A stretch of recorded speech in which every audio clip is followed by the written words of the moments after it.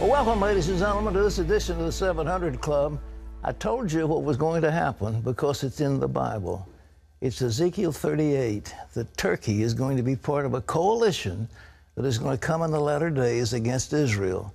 It's going to join with Iran, by the way. It's going to be a coalition that's going to come against Israel in the latter days.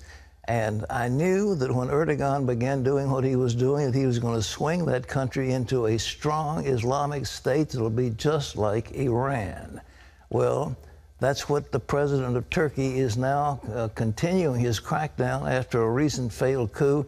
The coup, I think, was a put-on. I don't think it was real. I think it was merely a feint, a ruse to let Erdogan grab power. He is exercised power against about 15,000 people over there. It's just a shocking shutdown of educators and media people and, of course, the military. So he will be an undisputed leader and swing that country into a strong Islamic state. Wendy. Pat, the Turkish president has issued a new decree giving him more direct authority over the military, and now there are new dangers for Christians in Turkey as well. Dale Hurd has the story. Turkish President Recep Tayyip Erdogan is using the failed July 15th coup to reshape Turkey in his image. Some say it is a reboot of the old Muslim Ottoman Empire, a de facto dictatorship for the immensely popular leader. In what Amnesty International has labeled a brutal backlash against enemies real or imagined, Erdogan has detained over 15,000, arrested 8,000, and dismissed 60,000 civil servants. In a speech to his followers, Erdogan, sounding more like a sultan than the president of a democracy, said, "For one time only, I will be forgiving those who disrespected me and insulted me in any way, and will be withdrawing all charges against them." Some warn that Turkey is on its way to becoming an Islamic republic like Iran, and recent developments there put Christians at even greater risk. Protestants are already not allowed to build churches and must call them associations, and some were attacked after the coup attempt. Turkey, which once had 2 million Christians, now may have as few as 120,000. There are even new concerns that the ancient Byzantine church, the Hagia Sophia, will be turned into a mosque. America's Incirlik Air Base is also at risk from rising Islamism. At this protest outside the base, the leader accused the U.S. of the crime of attacking Muslim nations.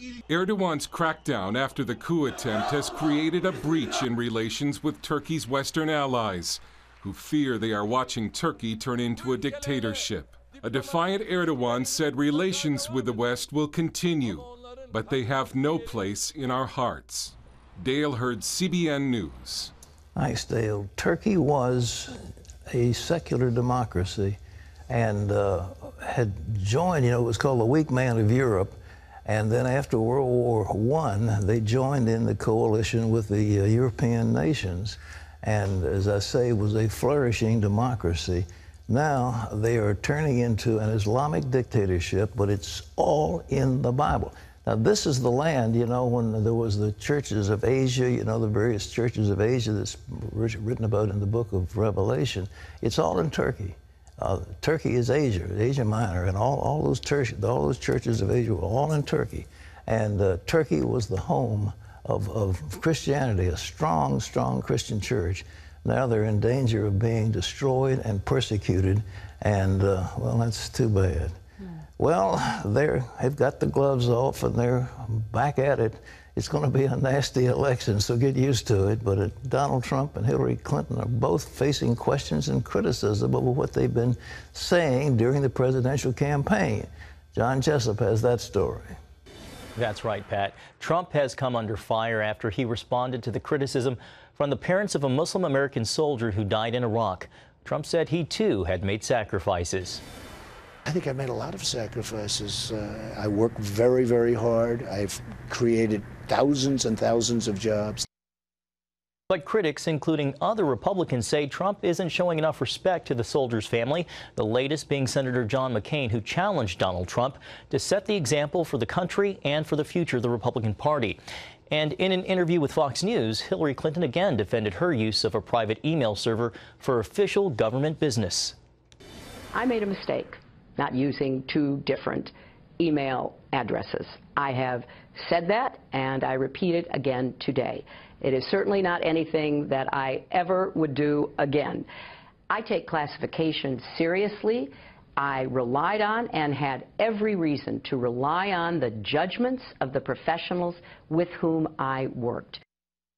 But FBI Director James Comey said classified email was sent from Clinton's server, and the Washington Post fact checker gave Clinton 4 Pinocchios and says she is still relying on excessively technical and legalistic answers. Pat?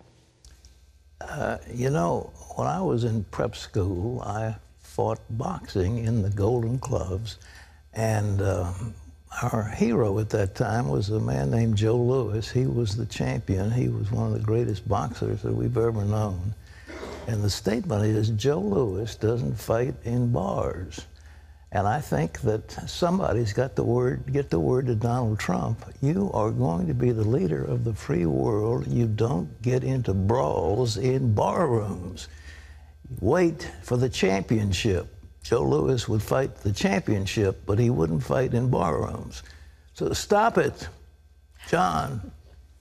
Pat, terrorism is certain to be a major issue in the presidential campaign, and some analysts say last week's attack on a Catholic church in France represents a major step for ISIS terrorists. It's the first assault on a church in the West, and as Chris Mitchell reports, some fear it won't be the last. When 2 ISIS-inspired terrorists murdered 86-year-old Catholic priest Jacques Hamel in a French town, the attack sent shockwaves through France and the Western world. On va avoir des mal à mettre ça. On a peur. On a partout. On n'a pas de sécurité nulle part. J'espère que ça va se calmer. J'espère que les gens ils vont être raisonnés, ils vont être intelligents. Ils vont pas faire ça. C'est pas bien de faire ça. Soit chrétien, musulman, soit n'importe quoi. Il faut être ensemble. They've been suffering this kind of fate for years and years now. This is one of the saddest untold or unfocused parts of the post-9/11 world, that the Christians and their ministers have been suffering atrociously in the Middle East, and this war, this jihadi tactic, has now been brought to Europe and to the continent, and we should probably expect more. In the past several months, Islamic terror has swept over the West, from Brussels to both Paris and Nice, as well as reaching the U.S. in Orlando, Florida. America is the greatest nation on God's earth. It is the most powerful nation the world has ever seen.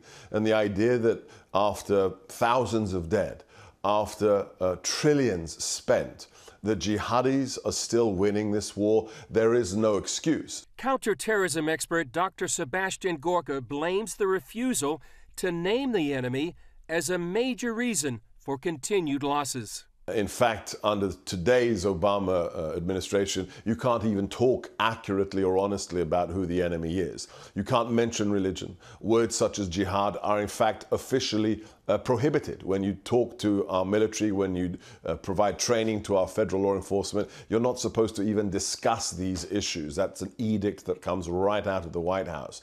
In his new book, Defeating Jihad, The Winnable War, Gorka says leaders need to take a close look at the Cold War. How did we win that war? We didn't fire a shot on November 9th, 1989 when the Berlin Wall fell. We won it by delegitimizing their message, by making communism look bankrupt, by making the people behind the Iron Curtain want to take it apart themselves with their own hands.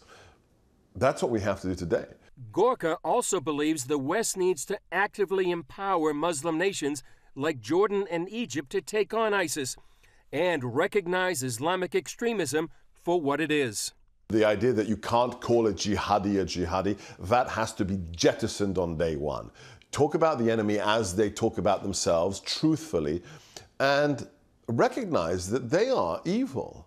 Chris Mitchell, CBN News, Jerusalem.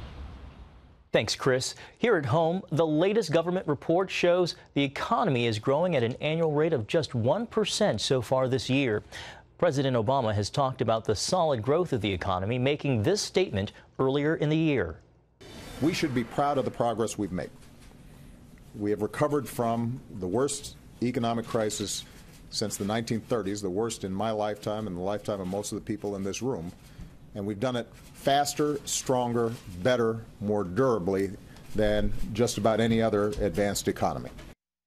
But the Wall Street Journal reports, in terms of average annual growth, the pace of this expansion has been by far the weakest of any since 1949. Well, if your memory isn't working well, it may be because you're not getting enough sleep. A British study of 1,000 adults found that 25% of people who got less than 5 hours of sleep had memory problems.